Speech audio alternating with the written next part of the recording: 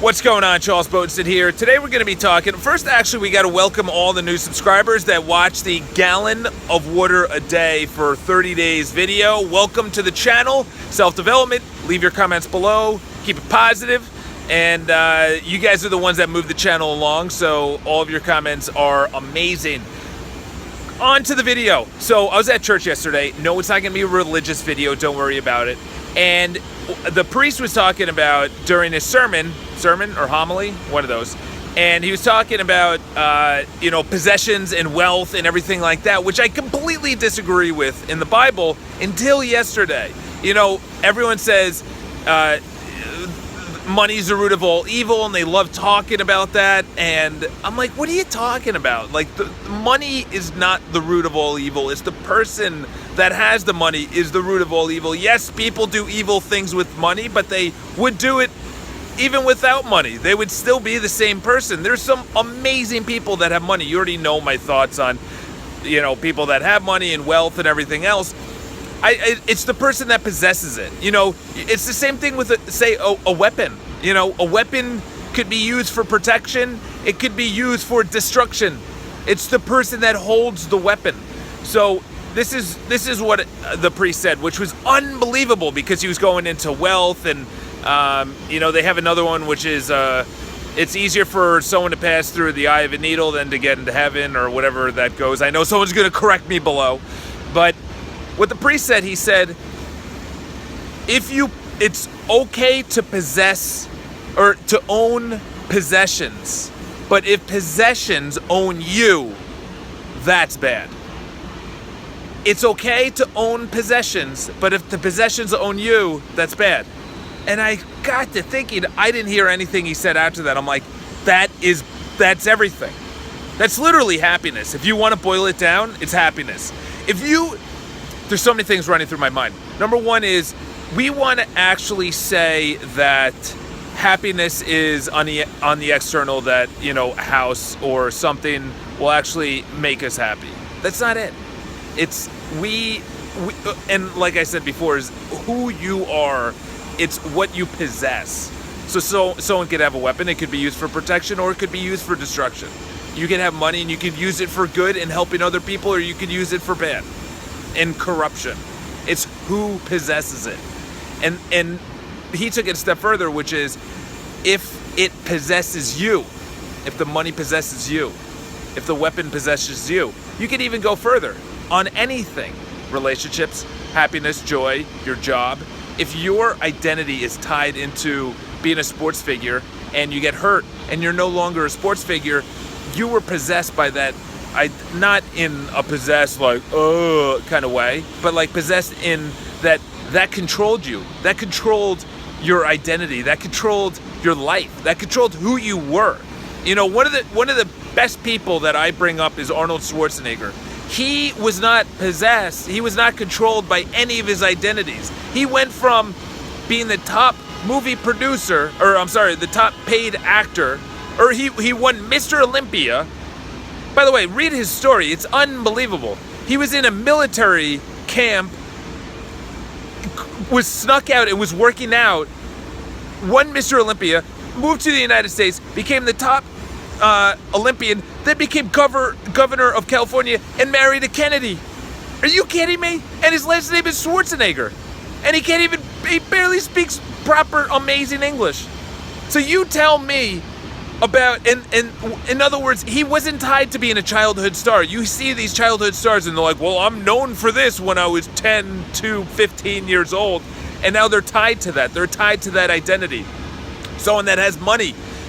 Perfect example. I was out like 2 weeks ago and this guy walks in. I was talking to this girl. This guy walks into the conversation. And one of the biggest things that he says in the conversation is his job, money, his house. And I'm sitting there and he's trying to impress the girl. I didn't really care. It was like, anytime someone comes into a conversation, say I'm talking to a girl and we're having a great banter and everything else, and they come in and they're like, this is what I do for a living. I'm an attorney. I'm an CEO. I run my own business. I'm like, oh, cool, dude.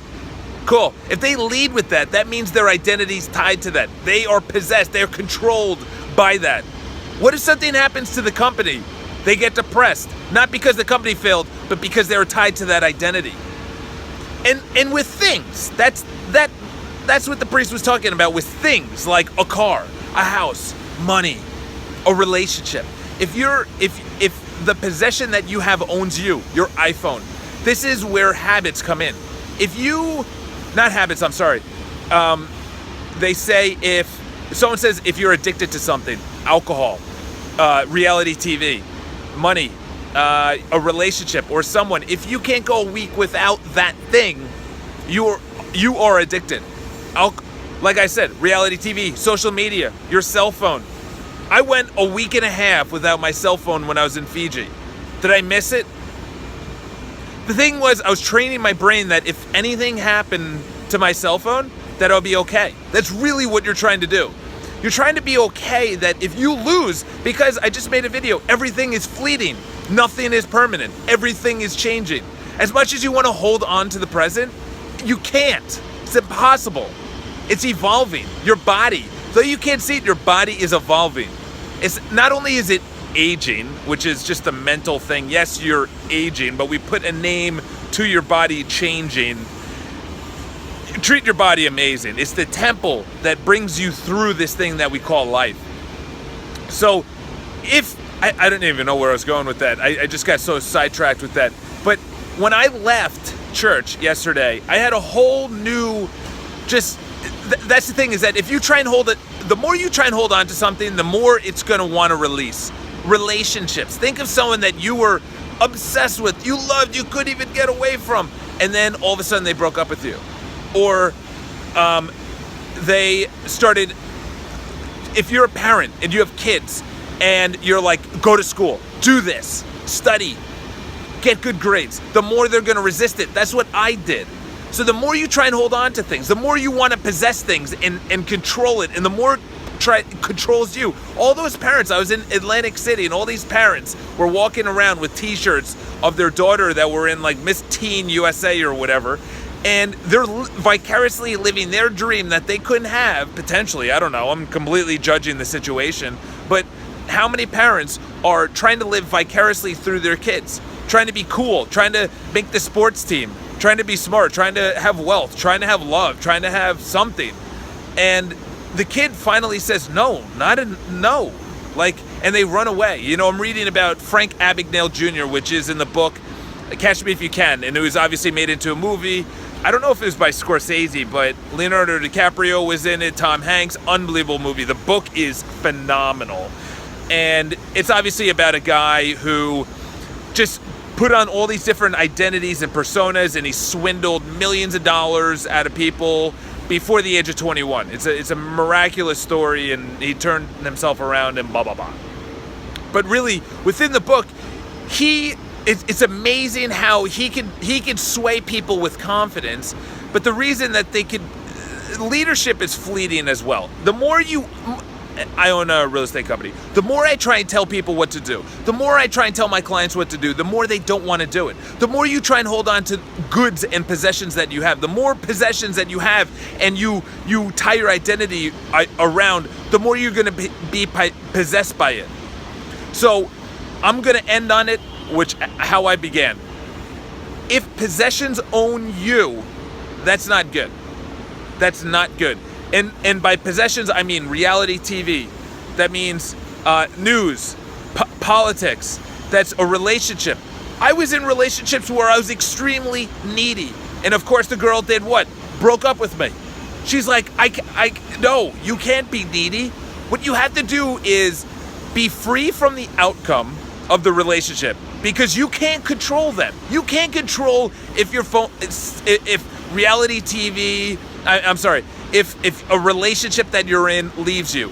They are their own person. You can't control them. You have to be free from the outcome, but put in the work to make sure that the outcome at least is in your benefit. And not in your benefit, but at least you can have some kind of control over. Here it is. This is what I'm saying, is that love the person if you're in a relationship. Do what you can for the person. But that person is also a person. And that person can leave. That person, you can't control that person. You can't control children. You can't control your clients, but put in the effort that your clients will refer you business. Put in the effort that business will come into your life if you own a company. Put in the effort to get a good body. You can't control if you're on the way to the gym and something happens to you. You get hit by a car and now you're laid up in a hospital. It's like, be free from the outcome of what happens, but be on the path that you need to be on to get what you want. You need to make sales calls to get business. You need to go to the gym to get a good body. You need to eat healthy to live long and be free from disease. You need to love your spouse or your partner. In other words, in order for there to be at least reciprocity, potential reciprocity of love back to you. You have to be good to people for people to be good to you.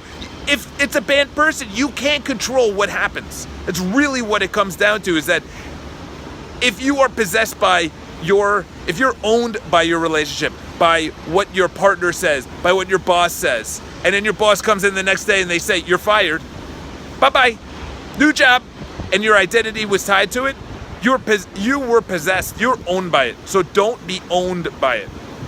I hope this video helped. That was such a powerful statement. Owning possessions is completely fine, but being owned by possessions is not. All right? Have an awesome day. I think someone said, what's our homework? I'll start thinking of that. But today, it's to figure out what you are owned by. So I'll tell you mine, because I would rather be vulnerable. What am I owned by? I would say my job right now. Not my job, my company, is that I'm owned by it. I'm definitely owned by it. And yeah, I would say that's the number one. There's no relationship that I'm owned by. There's nothing. I don't watch reality TV. I don't even own a TV. It's been since 2011 I haven't owned a TV. If I lose my phone, I don't care. It's definitely my job. So what are you owned by?